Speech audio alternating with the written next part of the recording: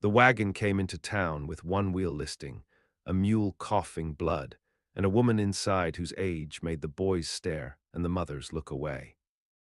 Her name was Lottie Harrow, and she had ridden 6 weeks across bad land with a cracked rib and 2 letters in her satchel. One was from the church in Dustwater, Utah, accepting her as a new member of the flock.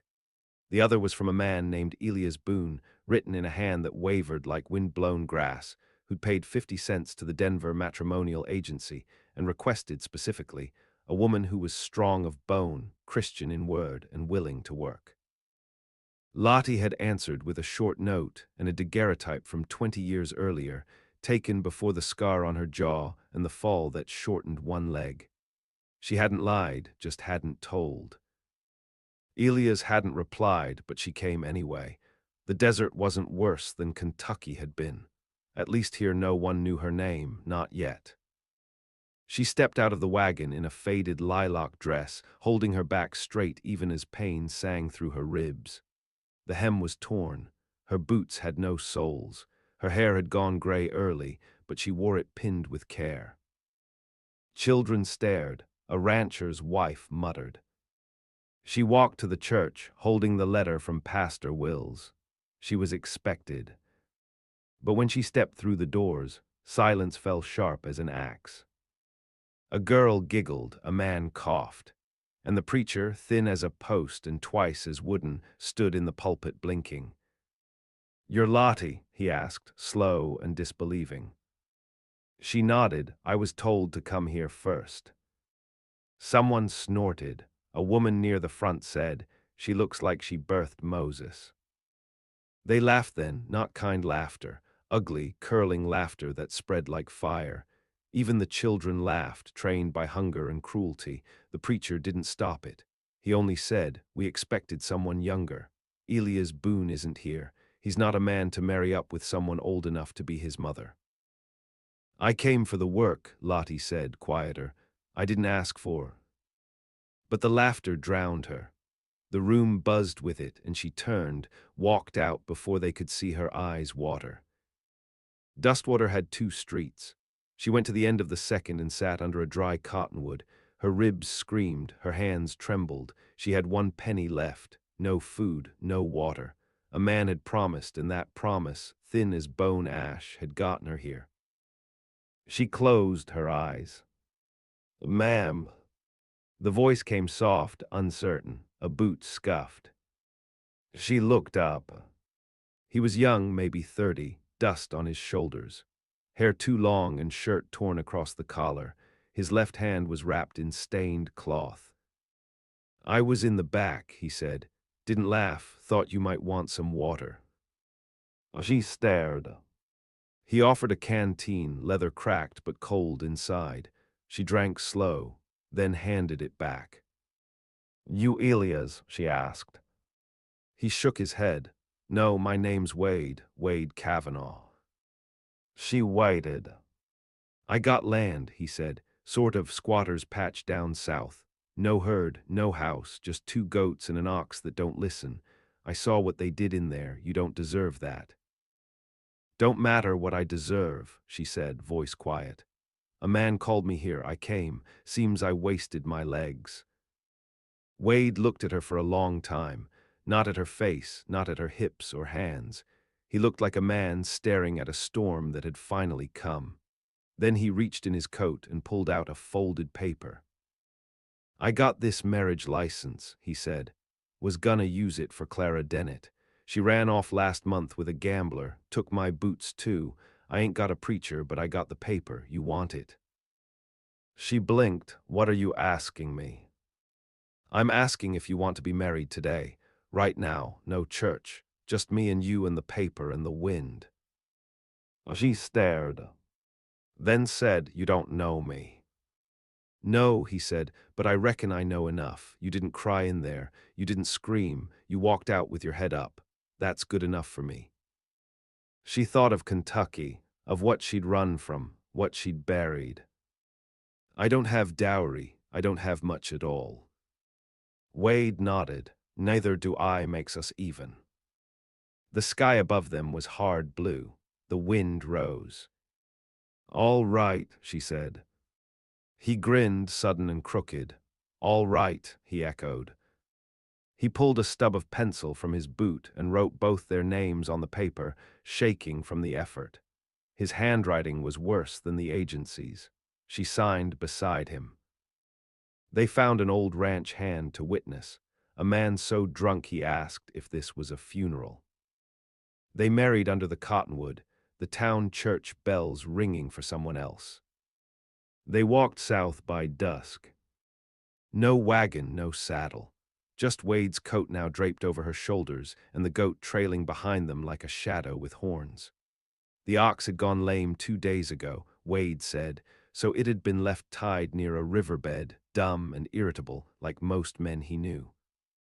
By midnight, the sky cracked open with cold stars, and they reached the patch of earth Wade called home. It wasn't much. A canvas linta staked over a slab of scrubgrass, a hole dug for fire, a skillet buried in ashes. One goatskin hung stiff over a branch, curring badly. Wade knelt to light kindling.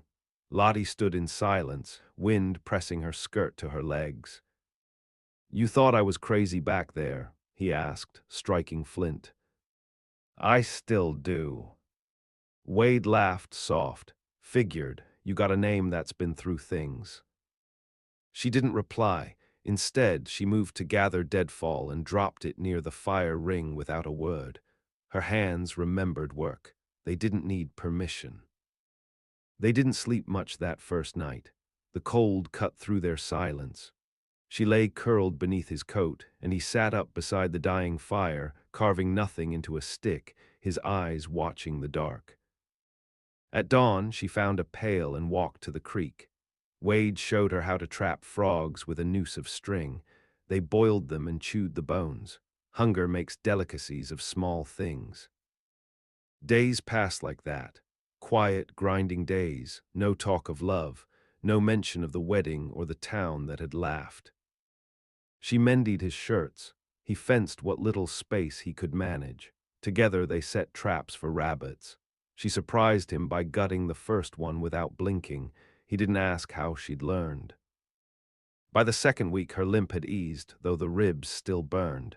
She used her left hand more, favoring the right. Wade didn't press, but he noticed. Then came the preacher. On a Monday, when the sky was the color of ash and snow whispered out of nowhere, a rider came from town. The horse snorted steam. The man wore his collar like a badge. "Miss Harrow," he called, then saw Wade beside her.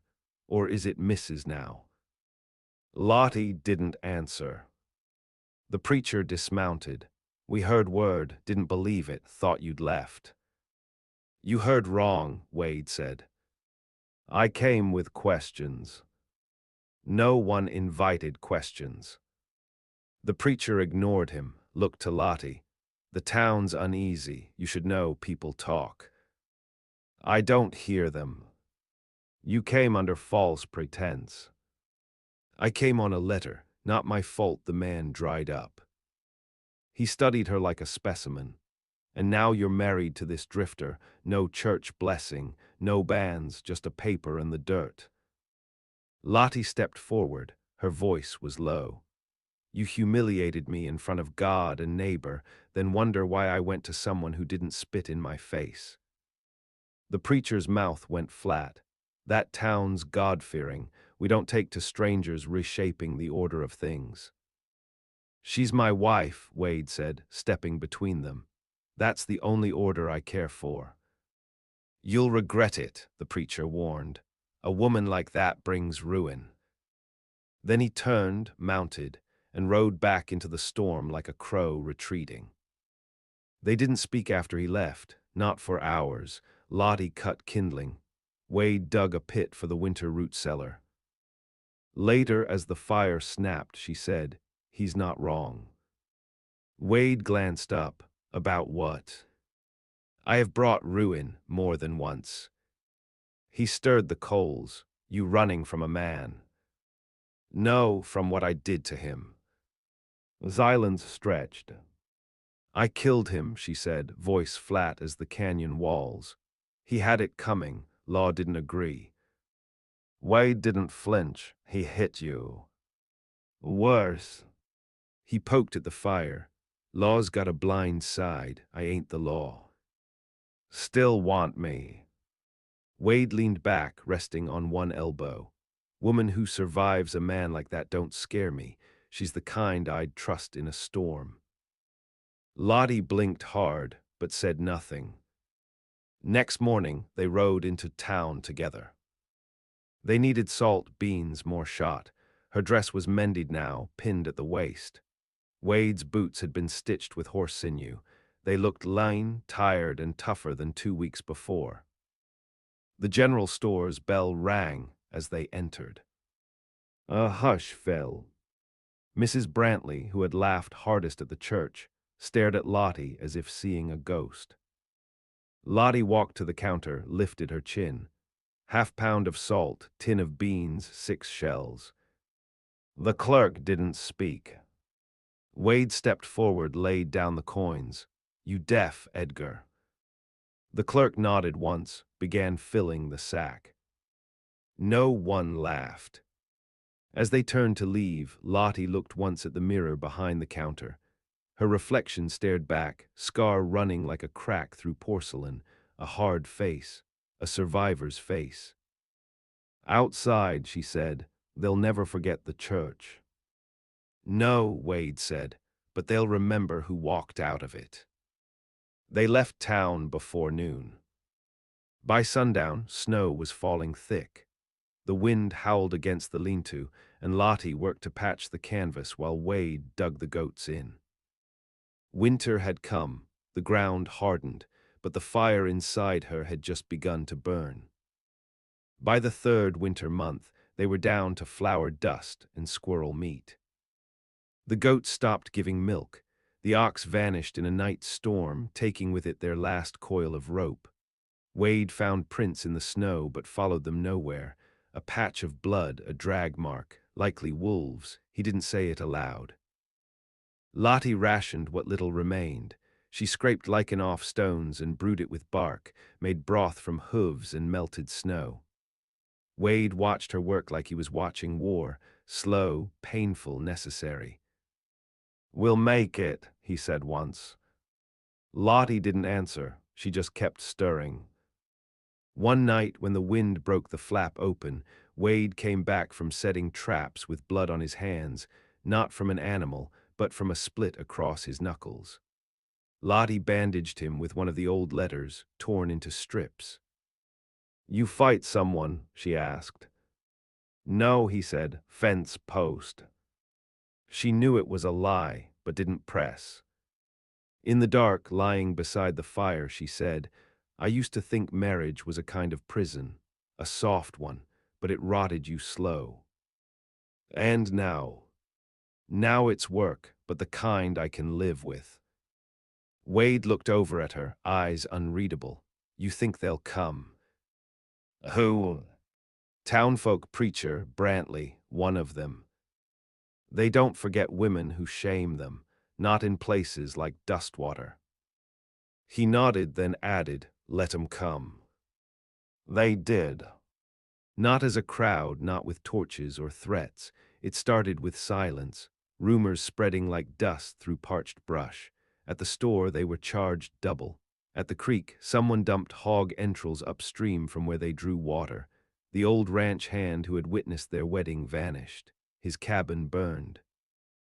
Then came the Sunday Lottie found a cross carved into their tree, deep and clean, fresh sap bleeding from the wound. She didn't cry. She wrapped her shawl tighter and burned the meat anyway. They're warning us, Wade said. No, she said, they're testing us. So they stayed. Winter dragged on with brittle claws.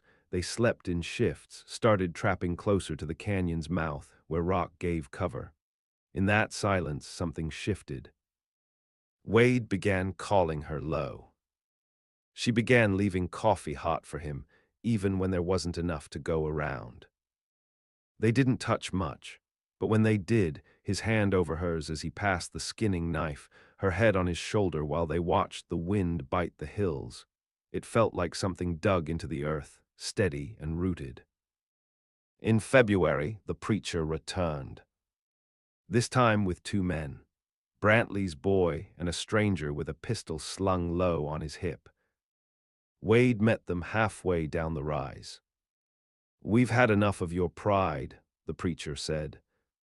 "This is our land," Wade replied. "You've made it so," the preacher spat, "but it don't belong to you, and she," his eyes cut past Wade, "she don't belong anywhere." The pistol man stepped forward. "She got a bounty," he said. "State of Kentucky, woman slaughter." Wade said nothing. Lottie stepped from the doorway, wrapped in her wool shawl, holding the shotgun they kept loaded by the hearth. Her hair was tied back tight. Her eyes held no apology. "She was my husband," she said. "He tried to hang me with my own apron strings. I stopped him." The bounty hunter grinned. "Law says you ran, that's guilt. I say I lived, that's truth." The preacher raised his Bible like a sword. "You bring sin here, you stain the dirt with it. We come to take you back." "No," Wade said. "You come because she reminds you that a woman can survive without your mercy, and that scares you." The pistol man stepped closer. "You hiding a fugitive." "She's my wife," Wade said. "She's not hiding, she's living." "I got paper says different." "Then come take her," Wade said, calm as ice. Lottie didn't move. The barrel stayed aimed low, not at the men, but near their boots, close enough to mean business. The wind carried a hawk's cry. Silence hung. Then the preacher stepped back, his face drawn and pale. "Let them rot," he hissed. They turned and left, hooves cutting the frost like glass shattering. That night, Wade said, "You'll need to leave if they come again." "No," Lottie said. "This is my land too now. I've bled in it." He looked at her. "You've killed once. Can you again?" "I can kill for something, or someone. That's different." He stared into the fire. "Then we wait." And they did, through thaw, through silence, through the brief bloom of early spring, through a peace as thin as rawhide stretched to cracking. Until the storm finally came. They heard the horses first. Not like before, no scattered riders, no puffed breath and hesitant steps. This time it was thunder. 8, maybe 10, galloping hard, the kind of ride men do when they're sure of something. Wade looked up from the root cellar, dirt on his hands, shovel midair. Lottie had just finished loading the stove. She paused, breath caught behind her teeth. He said one word, "Inside." She didn't argue. By the time they reached the lean-to's door, she had the shotgun. Wade took his rifle from under the canvas, checked the chamber, slung it over his shoulder. They didn't speak, didn't need to. They had known this moment was a seed. It had grown in silence, now bloomed in the sound of hoofbeats. The riders didn't dismount. They lined up in a crescent along the ridge, just beyond the fence line Wade had spent a month hammering in. The preacher stood at the center, no longer with a book, now with a sidearm holstered neatly under his frock. To his right, the bounty hunter. To his left, Brantley's boy, older now, scar across one cheek, rifle low across his thigh. Wade stepped out slow, rifle still shouldered, barrel tilted down. Lottie followed, no shawl this time. Just her work dress and the quiet of someone who'd bled before and didn't plan to run. The preacher raised his voice. "You've been warned." Wade nodded. "You've said that before." "We bring judgment now, last chance." Lottie stepped forward. "If it's judgment, don't send 10 men, send God." That got a murmur, someone spat. Brantley's boy raised his rifle halfway. The bounty hunter said, "We've got papers. She's wanted. She comes with us." "No," Wade said. "You'll have to drag her, and that means dying first." "Then you're dying too." Lottie raised her gun. I've buried one man. I got room for more. And that's when the first shot cracked. Not from the riders. From behind them. Echoing from the canyon. Confusion broke like a whip. One of the horses bucked, and a rider fell sideways.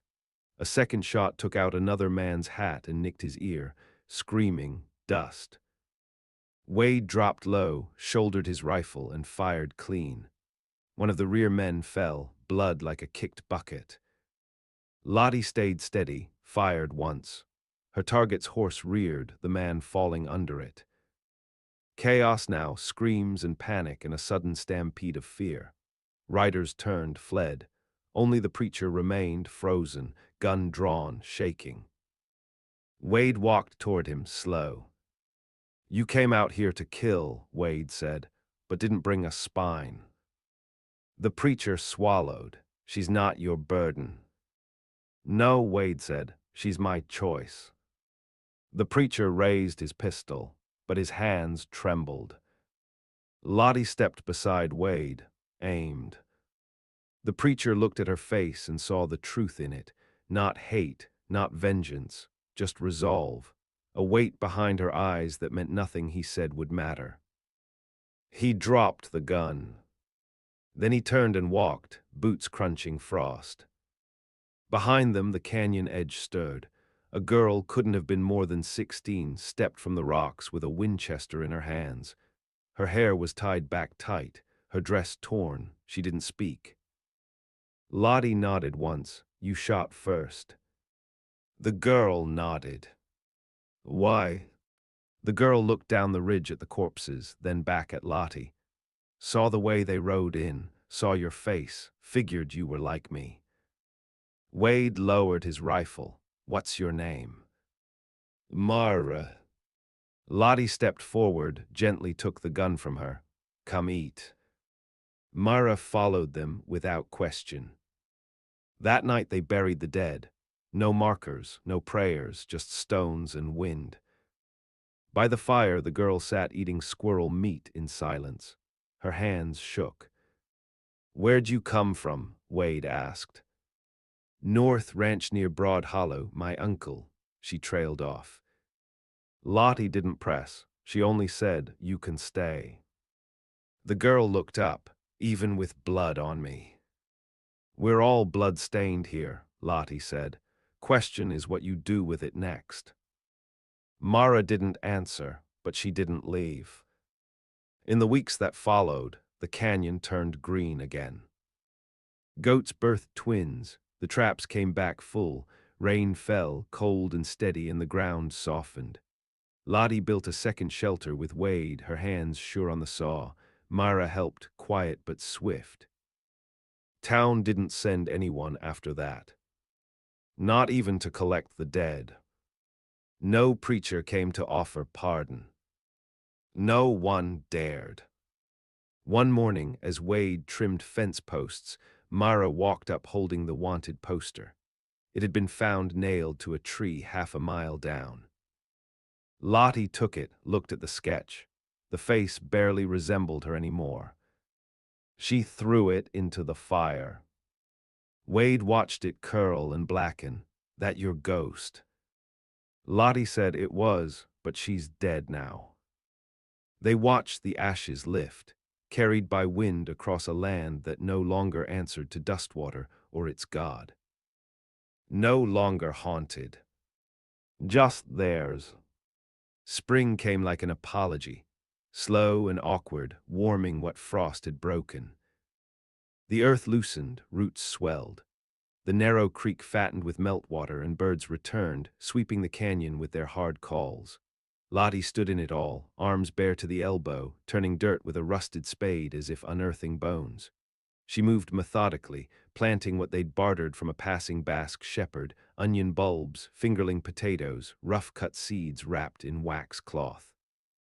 Wade fixed the roof. Mara fletched arrows beside the fire. Nobody spoke of the men buried under the rise. The ground kept its own silence. They learned to match it. In early May, a stranger came. He wasn't from Dustwater. He rode alone, lean man, no badge or Bible. Black hat, travel-worn, beard streaked with road dust, rode a roan mare with a limp in the front leg. Lottie saw him before he called out. She'd been kneeling beside the fence, tying twine to the stakes Wade had hammered straight. She watched him ride up slow, like he wanted to be seen from a distance. Wade stepped from the lean-to, hand on his rifle, didn't lift it, yet. The man raised a palm, not looking for trouble. "Then don't bring any," Wade replied. "I'm looking for someone," the man said. "Name of Lottie Harrow."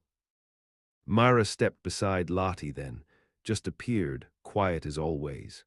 One hand on the bow she now wore strung across her back like a spine. Lottie rose, brushed her palms clean. "You found her." The man nodded, took off his hat. "Name's Jeb Carter, I knew your brother." Lottie's face stayed blank. "He worked for me, Kansas Rail Run, before he got conscripted." "I didn't have a brother," she said. "He dismounted anyway. He told me otherwise, said your name was Lottie Harrow, born in Clover Hollow, ran off at 15 after a man did you wrong.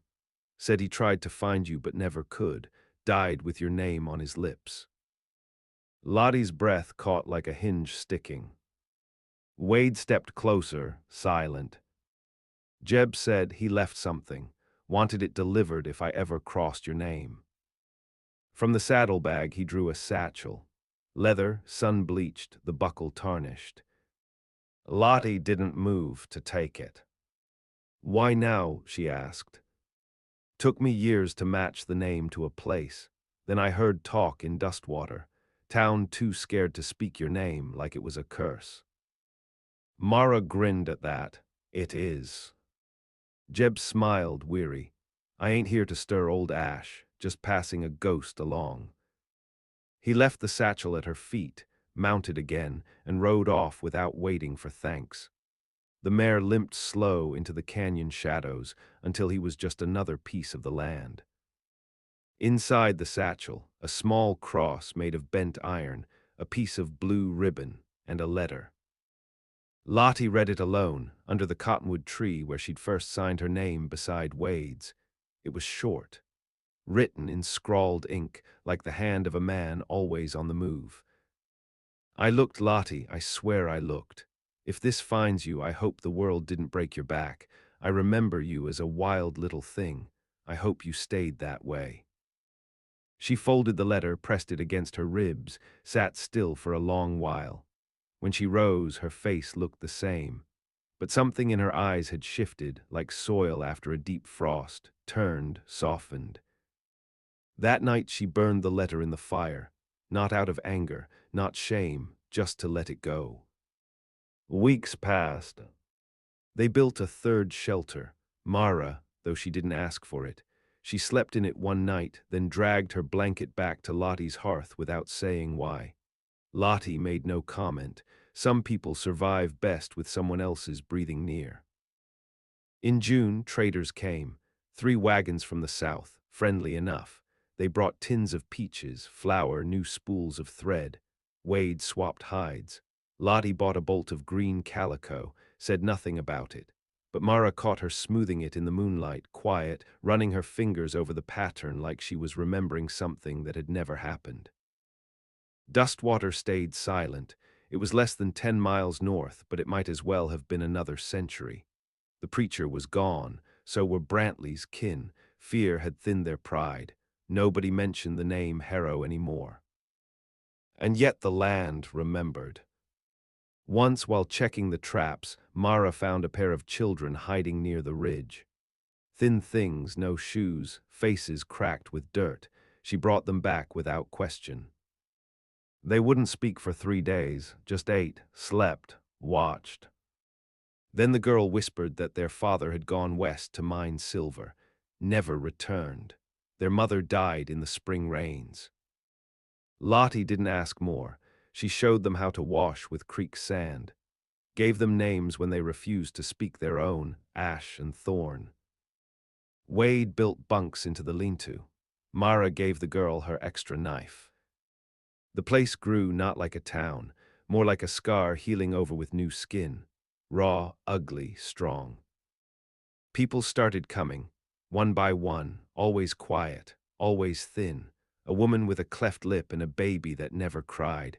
A man with burns up both arms. A teenager with bruises still blue on his throat. No one asked questions. They were given space, food if there was some, work if they could. Lottie said once, "We'll run out of space." Wade answered, "Not before we run out of mercy." By midsummer there were 11 of them. No law, no church, no graves with names. Just a place where no one laughed at you for surviving. And somewhere beyond the cottonwoods, beyond the fire pit and the shelters, the land watched, waiting for what came next. By the time the monsoons came, the canyon had changed. Rain didn't just soak the land, it revealed it. Cut deep new channels through the rock, uncovered bones long buried, rusted iron, the black rot of old timber. The kind of things towns forget on purpose. But here, nothing stayed buried. The linta had become a cabin, one room, then two.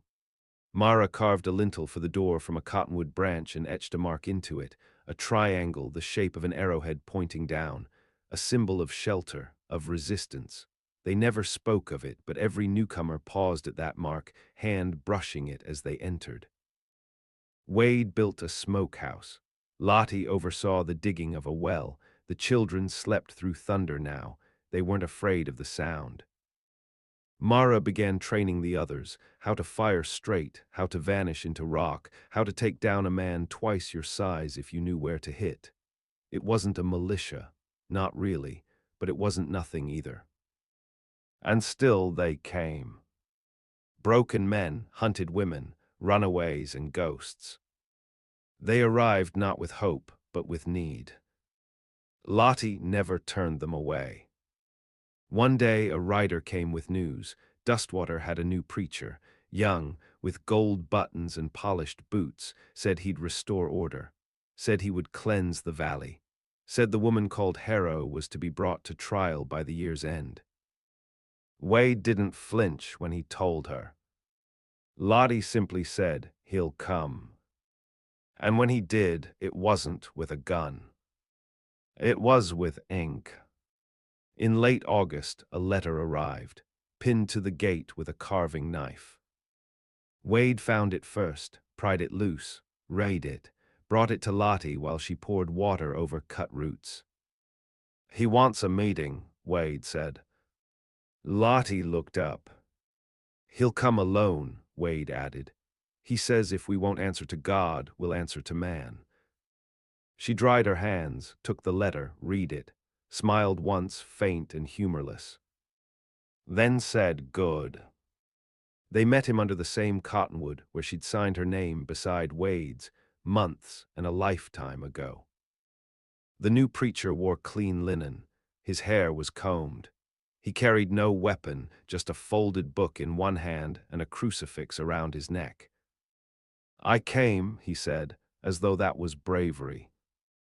Lottie sat on a stump. Wade stood behind her. Myra flanked the tree with a bow across her lap. "You've built a heresy," the preacher said, "a gathering of fugitives, lawbreakers, blasphemers." Lottie watched a crow shift above them, preening in the branches. "We've built a place where no one starves. You protect murderers. I protect survivors. You deny the law." "No," Lottie said, "we remember what the law forgets, that men in collars and uniforms aren't the same as justice." The preacher opened his book, pages fluttered. "You'll be judged, not by me, by history, by what you've made here." Lottie stood. She walked past him, picked up a stone, held it. "Then tell history this," she said. "You tried to break a woman and failed. You tried to shame her, and she built a kingdom from the pieces." She handed him the stone. He looked at it, confused. "Throw it," she said. Isn't that what men like you do best? But he didn't. He turned, walked back down the trail alone. The crow followed him. They never saw him again. By the end of September, the canyon had a name. People who came whispered it like a secret, Harrow's Hollow. Not in reverence, in warning. Come only if you mean to stay. Come only if you've run out of places where mercy is sold by the ounce and justice never comes. Lottie marked the gate with charcoal one morning, just her name and the year. Wade carved his below. Mara didn't, but her arrows hung on the doorframe, always ready. The children grew. Ash learned to set traps. Thorn learned to lie without blinking. They called Lottie Mama Low sometimes when they thought she couldn't hear. She always did, but she never said to stop. One night the three of them sat by the fire. The others were asleep. The air was thick with wood smoke and the smell of boiled roots. Wade asked, "You ever think of leaving?" Lottie said, "This place is the first thing I ever built with my own hands. No one'll take it from me." Mara added, "We'd burn it before we let that happen." Lottie looked into the fire, saw her own eyes reflected back in the flame, not soft, not kind, but steady. She said, "We won't have to." And she was right. No lawman came, no posse, no preacher bold enough to cross the line into the hollow. They were a shadow in the hills, but not forgotten. Lottie lived to see 50. Wade died before her, peaceful in the night, one hand curled in her shawl. She buried him beneath the cottonwood, the same one they married under, the same one the blood had watered. When Mara took the children east to scout trade routes, Lottie stayed behind. The hollow didn't need her anymore, but it remembered her. And when she died, years later, no one mourned loudly. There were no songs. Just silence and then firelight. And then the steady rhythm of work continuing, seeds planted, arrows fletched, fences mended. The kind of life a broken world never expected her to build. But she did. And it stood.